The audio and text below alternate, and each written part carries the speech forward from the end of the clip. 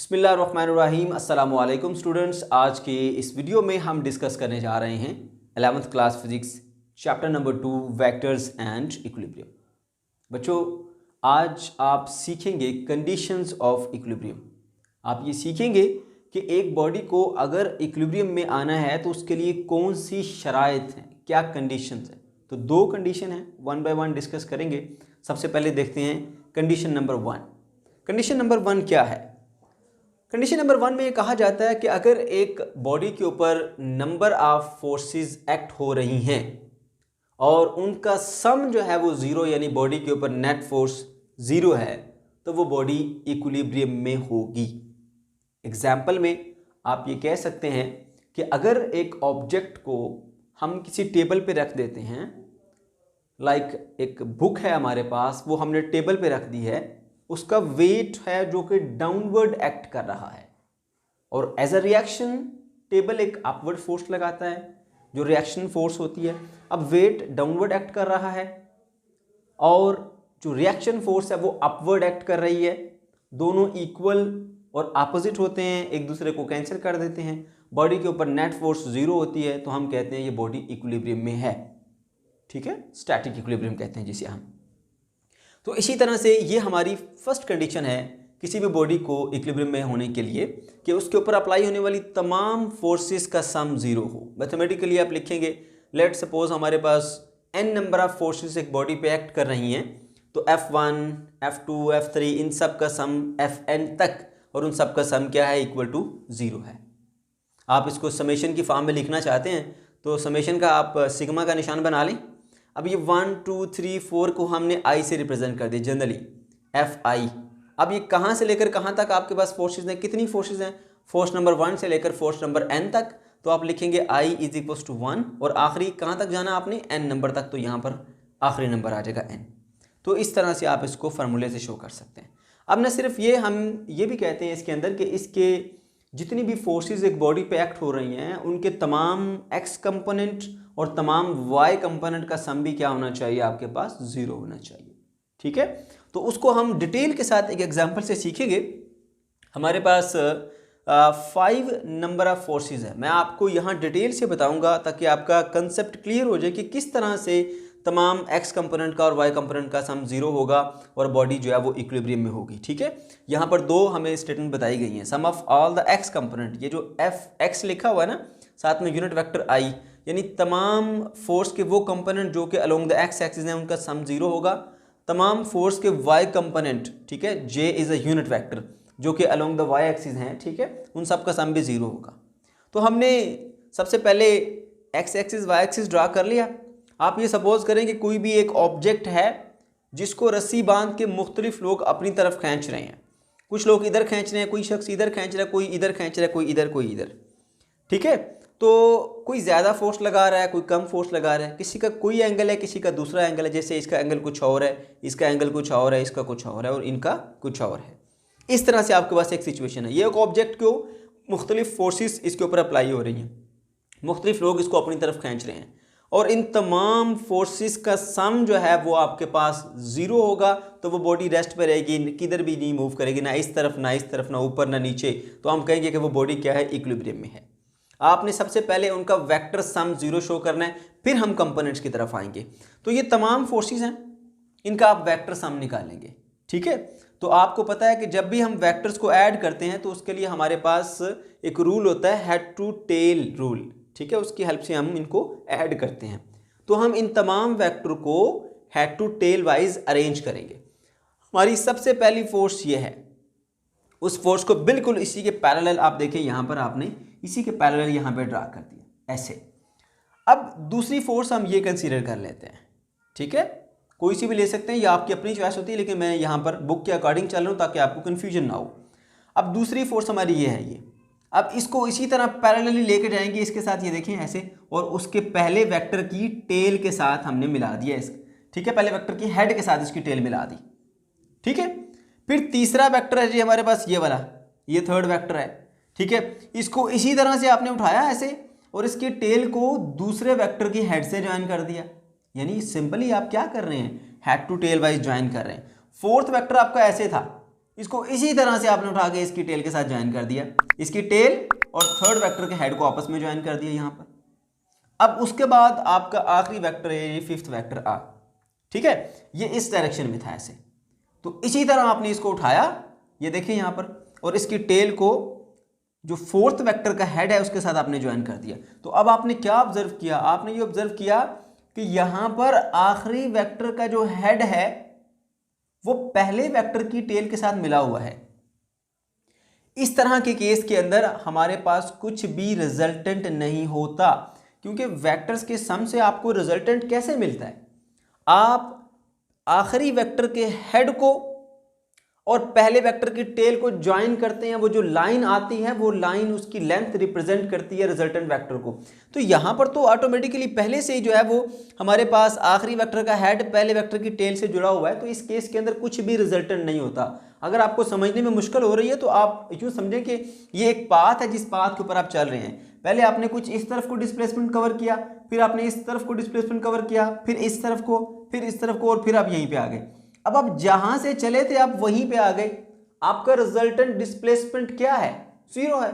आपने कोई displacement cover नहीं किया। अब जहां से चले थे, जहां से स्टार्ट किया था, वापस उसी पॉइंट पर पहुंच गए, इसलिए यहां पर जो आपका नेट डिस्प्लेसमेंट है वो 0 है। इसी तरह से इन फोर्सेस का भी जो नेट फोर्स आएगा वो क्या आएगा? 0। तो ये बॉडी क्या है? इक्विलिब्रियम में आ गई। अब हम ये देखते हैं कि किस तरह से इन फोर्सेस के क्या वाकई एक्स कंपोनेंट और वाई कंपोनेंट का सम 0 है। तो देखिए ये हमारे पास फोर्सेस हैं। आपको पता है जब भी आपने किसी फोर्स को कंपोनेंट में ब्रेक करना होता है तो आप इसके टॉप से, इसके हेड से एक परपेंडिकुलर ड्रा करते हैं। ये परपेंडिकुलर ड्रा किया, इसके हेड से परपेंडिकुलर ड्रा किया, इसके हेड से भी परपेंडिकुलर ड्रा किया, इसके हेड से भी एक्स एक्सिस के ऊपर हमने परपेंडिकुलर ड्रा कर दिया। अब जरा देखिएगा, इसके तमाम वाई कंपोनेंट और तमाम एक्स कंपोनेंट का सम भी क्या होगा? हमारे पास 0 होगा। मैं यहाँ पे लिख देता हूँ। सबसे पहले हम y कंपोनेंट का सम करते हैं। ये पहली फोर्स है, ठीक है, Fy, ठीक है ना। इसके सारे कंपोनेंट का जो सम है, सम ऑफ Fy कंपोनेंट। अब देखिएगा, हम ये सपोज कर लेते हैं कि ये जो हमारे पास एक बॉक्स है, ये जो एक यहाँ से लेके यहाँ तक लेंथ है, ये 1 न्यूटन को रिप्रेजेंट कर रही है, ताकि हमें समझने में आसानी हो कि यहाँ से लेके यहाँ तक जो एक लाइन है इसकी लेंथ कितनी है? 1 न्यूटन। अब देखिए ज़रा, y कंपोनेंट में इसकी लेंथ कितनी होगी? 1 के बराबर, ये 1 न्यूटन, 1। अच्छा, दूसरा 1, 2 और 3 न्यूटन, इसकी लेंथ कितनी है? +3 न्यूटन। तीसरा ये इस तरफ अलोंग द वाई एक्सिस है, 1, 2 और ये 3, +3। अब जो y components along the negative axis हैं, ठीक है, वो देखिए नेगेटिव y एक्सिस पे हमारे पास पहला ये 1, 2, 3, 4, 5, 6 का, क्योंकि ये नेगेटिव y एक्सिस पे है तो -6। और यहाँ पर देखिए ये भी एक नेगेटिव y एक्सिस पे कितना है जी? 1 है, तो -1। तो आप देखिए 1 + 3 + 3 7 हो गया, और -6 और -1 ये भी 7, +7 और -7 हमारे पास क्या होगा? 0। तो आप देख सकते हैं कि इस केस के अंदर तमाम y कंपोनेंट का सम क्या आया हमारे पास? 0 में, ठीक है। और इसमें जो सारे x कंपोनेंट है उसका सम भी 0 आएगा। ये देखिएगा ज़रा, हम लिख देते sum of all the x component of the force. वो क्या है? देखिए हमारे पास पहली फोर्स 1 न्यूटन, 2 न्यूटन, 3 न्यूटन की है along the positive x axis, okay. अब जो दूसरा वेक्टर है ये वाला, इसका ये कंपोनेंट है x एक्सिस पर 1 न्यूटन एंड 2 न्यूटन, ये आ गया। और कोई तीसरा देखिए ये वाला, इसका भी 1 न्यूटन का इसका हमारे पास along the x axis, positive x axis है तो प्लस का 1 आएगा। अब दूसरी तरफ आ जाए, ये हमारे पास नेगेटिव x एक्सिस है। नेगेटिव x एक्सिस पे इसका जो कंपोनेंट है ये वाला, ये कि यहाँ से लेके यहाँ तक 1 न्यूटन को रिप्रेजेंट करता है। नेगेटिव पे है तो -1 आ गया, ठीक है। और उसके बाद अगर हम इस वेक्टर को देखें, इसको, तो ये देखिए 1, 2, 3, 4, 5, तो ये आ जाती है हमारे पास 5, -5 न्यूटन। अब ज़रा प्लस कीजिए, 3 + 2 5 + 1 6 आ जाता है, -1 एंड -5 -6। तो आपको मैंने यहाँ पर प्रैक्टिकली ये चीज़ बता दी कि यहाँ पर हमारे पास जितने भी इसके y कंपोनेंट है उसका सम भी 0 है, तमाम एक्स कंपोनेंट का सम भी जीरो है, इसीलिए इन तमाम फोर्सेस को जब हमने ऐड किया नेट फोर्स भी हमारे पास जीरो आई है।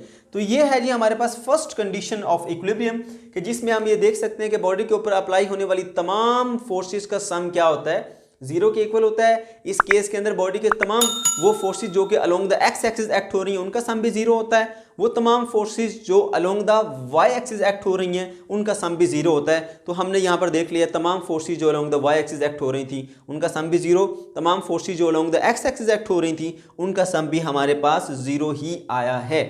ठीक है, तो उम्मीद है कि इससे आपका कंसेप्ट बिल्कुल क्लियर हो गया होगा। उसके बाद अब हम बढ़ते हैं जी एक सेकेंड कंडीशन ऑफ इक्विलिब्रियम, क्योंकि समटाइम ऐसा होता है कि एक बॉडी के ऊपर नंबर ऑफ फोर्सेस एक्ट कर रही होती हैं, वो इक्वल भी होती हैं और अपोजिट भी होती हैं, लेकिन स्टिल बॉडी जो है वो रेस्ट में नहीं होती या बॉडी इक्विलिब्रियम में नहीं होती। ठीक है, वो बॉडी रोटेट कर जाती है, टर्न कर जाती है। जैसे हमारे पास अगर मैं एग्जांपल दूं, यहाँ पर ये एक बनी हुई है, यहाँ पर 1 न्यूटन की फोर्स मैंने नीचे की तरफ लगाई है और 1 न्यूटन की फोर्स मैंने ऊपर की तरफ लगाई है, बराबर फोर्स लगाई है। तो क्या ये बॉडी जो है वो उसमें रोटेशन नहीं आ जाएगी, ये बॉडी टर्न नहीं कर जाएगी? ठीक है, तो इसमें रोटेशनल एक्सेलरेशन आ गया। तो मैंने आपको बताया था जब बॉडी में एक्सेलरेशन प्रोड्यूस हो गया वो बॉडी इक्विलिब्रियम में नहीं होगी, चाहे वो लीनियर एक्सेलरेशन हो, चाहे वो ट्रांसलेशनल एक्सेलरेशन हो, ठीक है, या वो रोटेशनल एक्सेलरेशन हो। तो यहाँ पर देख सकते हैं आपके बॉडी इसमें इस तरह बॉडी टर्न कर गई, इसमें रोटेशनल एक्सेलरेशन आ गया, तो ये बॉडी इक्विलिब्रियम में नहीं है। इसलिए हमें एक और कंडीशन की ज़रूरत है, एक और शर्त लगानी पड़ेगी यहाँ पर हमें कि अगर ये भी कंडीशन फुलफिल होगी तब बॉडी कंप्लीटली इक्विलिब्रियम में होगी। तो वो क्या है? वो ये है जी कि एक बॉडी, उसके ऊपर जितने भी टॉर्क एक्ट हो रहे हैं उन तमाम टॉर्क का सम क्या होना चाहिए? जीरो होना चाहिए। तो वो बॉडी जो है वो फिर इक्विलिब्रियम में होगी। ये दूसरी कंडीशन है इक्विलिब्रियम के लिए। ठीक है, जैसे देखिए यहाँ पर इस बॉडी के ऊपर जो टार्क प्रोड्यूस, टार्क कहते हैं turning effect of force, force का घुमाने का असर। अगर इसको आप यहाँ से फिक्स कर दें और इधर फोर्स लगाएं और एक इधर फोर्स लगाएं तो ये बॉडी यहाँ से ऐसे टर्न होगी, ऐसे इस तरह से। तो इधर भी एक टार्क प्रोड्यूस हुआ, इधर भी एक टार्क प्रोड्यूस हुआ, ये दोनों टार्क ऐड हो जाते हैं, कपल बना देते हैं हमारे पास। ठीक है, तो ये बॉडी जो है इसमें रोटेशनल एक्सेलरेशन आ गया, इसलिए ये बॉडी इक्विलिब्रियम में नहीं है, कंप्लीटली बॉडी इक्विलिब्रियम में नहीं है। ओके, तो इसलिए हमें सेकंड कंडीशन की जरूरत पड़ी थी। तो सेकंड कंडीशन में आपने ये याद रखना है कि बॉडी के ऊपर तमाम जो टार्क एक्ट हो रहे हैं उनका सम क्या होना चाहिए? जीरो।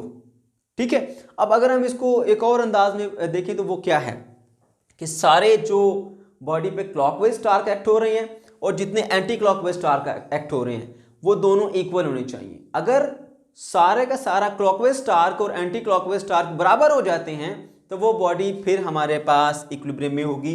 ये इक्विलिब्रियम की दूसरी शर्त है, सेकंड कंडीशन है। ठीक है, अच्छा जी, अब इसको मैं आपको एक छोटी सी एग्जांपल से एक्सप्लेन करता हूं कि ये हमारे पास एक ऑब्जेक्ट है जिसको यहां से हमने फिक्स कर दिया इसको। ठीक है, अब ये इस पॉइंट के गिर्द ऐसे घूम सकता है। एक फोर्स मैंने यहां पर लगा दी और एक फोर्स मैंने यहां पे लगा दी। मान लीजिए 1 न्यूटन की फोर्स है, F1 F2 दोनों बराबर हैं, ये भी 1 न्यूटन की है और ये भी 1 न्यूटन की है।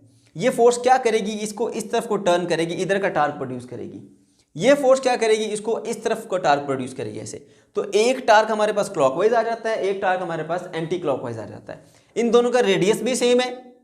ठीक है, सेम रेडियस से वो एक्ट हो रही है, यानी मूवमेंट, इसका जो मूवमेंट आर्म है वो भी बराबर है, फोर्स भी बराबर है, तो टार्क भी दोनों तरफ बराबर ही होगा। और एक क्लॉकवाइज डायरेक्शन में एक्ट हो रहा है, दूसरा एंटी क्लॉकवाइज डायरेक्शन में एक्ट हो रहा है। अब इस बॉडी में किसी किस्म का कोई रोटेशनल एक्सेलरेशन मौजूद नहीं होगा, तो ये बॉडी इक्विलिब्रियम में आ जाएगी। ठीक है बच्चों, तो ये छोटी सी सिंपल सी हमारे पास ये एग्जाम्पल थी। अब हम इसके मैथमेटिकल रिलेशन में बढ़े तो वही आपको, जैसे आपने वहां पे लिखा था तमाम फोर्सेस का सम जीरो होना चाहिए, वैसे ही आप लिखेंगे तमाम टार्क का सम जीरो होना चाहिए। टार्क 1 + टार्क 2 + टार्क 3, इन सब टार्क का जो हमारी बॉडी के ऊपर एक्ट हो रहे हैं, किसी भी बॉडी के ऊपर एक्ट हो रहे हैं, उनका सम क्या होना चाहिए? हमारे पास जीरो, तो वो बॉडी इक्विलिब्रियम में होगी। अब हम बात कर लेते हैं कंप्लीट इक्विलिब्रियम की। कंप्लीटली एक बॉडी को अगर इक्विलिब्रियम में होना है तो उसके लिए क्या हमारे पास कंडीशंस होंगी? देखिए जरा गौर से। पहले हमने बात करेंगे ट्रांसलेशनल। ट्रांसलेशनल का मतलब होता है कि बॉडी में कोई लीनियर मोशन आ जाए। ठीक है, बॉडी बिना रोटेट किए मूव करे, उसमें एक्सेलरेशन आ जाए। ठीक है, उसमें किसी किस्म का एक्सेलरेशन आ जाए। तो फॉर ट्रांसलेशनल मोशन हम कहते हैं बॉडी पे नेट फोर्स जीरो होनी चाहिए। यानी जितनी फोर्सेस एक्ट कर रही हैं उनका सम क्या होना चाहिए, जीरो। तब उसके अंदर जो एक्सेलरेशन आएगा, लीनियर एक्सेलरेशन कह लें या उसको ट्रांसलेशनल एक्सेलरेशन कह लें, वो जीरो होगा। ये तो थी सिर्फ और सिर्फ किसके लिए, ट्रांसलेशनल इक्विलिब्रियम के लिए। लेकिन अगर बॉडी को रोटेशनल इक्विलिब्रियम में रखना है, ठीक है, रोटेशनल इक्विलिब्रियम के लिए नेट टॉर्क जीरो होना चाहिए। अब नेट टॉर्क अगर जीरो होगा तो फिर आपके पास नेट जो एंगुलर एक्सेलरेशन होगा वो भी जीरो, यानी कि उसके अंदर जो रोटेशनल एक्सेलरेशन है वो भी क्या होगा, आपके पास जीरो होगा। ये उसके लिए होता है, किसके लिए कंडीशन होती है, रोटेशनल इक्विलिब्रियम के लिए। अब अगर एक बॉडी को कंप्लीटली इक्विलिब्रियम में लाना है तो उसके अंदर ट्रांसलेशनल एक्सेलरेशन भी जीरो होना चाहिए और उसके अंदर रोटेशनल एक्सेलरेशन भी जीरो होना चाहिए। ये दोनों एक्सेलरेशन अगर जीरो होंगे तो बॉडी कंप्लीटली इक्विलिब्रियम में कहलाएगी। ठीक है, अब हम एक दो एग्जांपल्स को देख लेते हैं और इस पे ये कंडीशंस अप्लाई करते हैं। ये हमारे पास एक पहली एग्जांपल है। इस बॉडी के ऊपर तीन फोर्सेस एक्ट हो रही हैं। एक फोर्स अपवर्ड है, ये वाली भी अपवर्ड है, दोनों बराबर है, एफ एफ लिखा हुआ है, और इसकी डबल फोर्स डाउनवर्ड एक्ट हो रही है इसके सेंटर से यूं। ठीक है, तो अब अगर हम देखें तो इसके ऊपर दो फोर्सेस अपवर्ड लग रही हैं। मान लीजिए 1 न्यूटन ये है और 1 न्यूटन ये है, और ये उसका डबल है तो ये फिर 2 न्यूटन होगी। तो 2 न्यूटन फोर्स अपवर्ड डायरेक्शन में लग रही है और 2 न्यूटन फोर्स डाउनवर्ड डायरेक्शन में लग रही है। इस केस के अंदर जो नेट फोर्स होगी वो आपके पास क्या होगी, जीरो। और अगर नेट फोर्स बॉडी में जीरो है तो according to Newton second law हम ये कहते हैं कि अगर नेट फोर्स बॉडी के ऊपर अप्लाई नहीं हो रही, जीरो है, तो बॉडी में एक्सेलरेशन भी जीरो होगा, उसमें एक्सेलरेशन नहीं होगा। इसलिए A इज इक्वल टू क्या होगा, जीरो। अब हम नेट टॉर्क की बात कर लेते हैं। तो एक ये फोर्स है, दूसरी ये फोर्स है, ये दोनों फोर्सेस बराबर हैं और इसका यहां से फासला दे सकते हैं, मोमेंट आर्म कितना है, R, इसका मोमेंट आर्म कितना है, R। ठीक है, दो फोर्सेस हैं वो इक्वल हैं, दोनों का मोमेंट आर्म भी इक्वल है, तो दोनों का टार्क भी इक्वल होगा। एक बॉडी को इस तरफ टर्न करेगी ऐसे और दूसरी बॉडी को इस तरफ टर्न करेगी ऐसे, तो एक क्लॉकवाइज टार्क है और एक एंटी क्लॉकवाइज टार्क बनेगा। वो दोनों इक्वल हैं और ऑपोजिट हैं। ठीक है, इसलिए दोनों टार्क एक दूसरे को कैंसिल कर देंगे, तो इस बॉडी में नेट टॉर्क भी क्या होगा, जीरो। फिर सुन लें, ये फोर्स इस तरफ को रोटेट कराने की टेंडेंसी रखती है और ये वाली फोर्स इस तरफ को रोटेट कराएगी।